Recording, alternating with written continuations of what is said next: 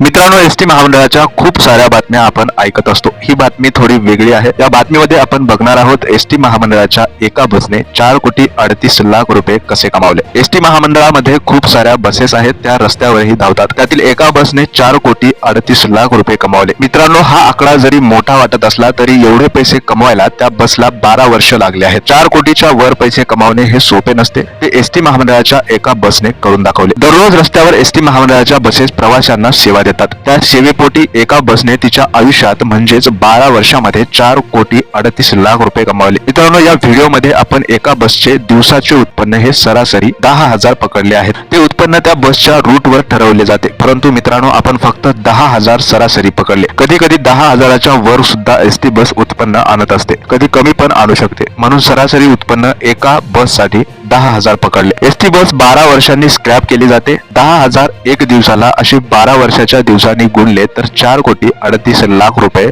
ST महामंडळाच्या फक्त एका बसचा उत्पन्न आहे। एसटी महामंडळामध्ये अशा खूप साऱ्या बसेस आहेत, ते दररोज एसटी महामंडळाला उत्पन्न आणून देतात। मित्रांनो, एका बसच्या उत्पन्नावरून आपणास कळले असेल की एसटी महामंडळामध्ये किती पैसा एसटी बस कमवून आणून देतात। मित्रांनो, एसटी महामंडळाच्या एका बसचे तिच्या आयुष्यातील उत्पन्न पाहून तुम्हाला काय वाटते कमेंट मध्ये नक्की कळवा। एसटी महामंडळाच्या चॅनलवर नवीन असाल तर सर्वांनी एकदा जरूर चॅनलला सबस्क्राईब करा। धन्यवाद।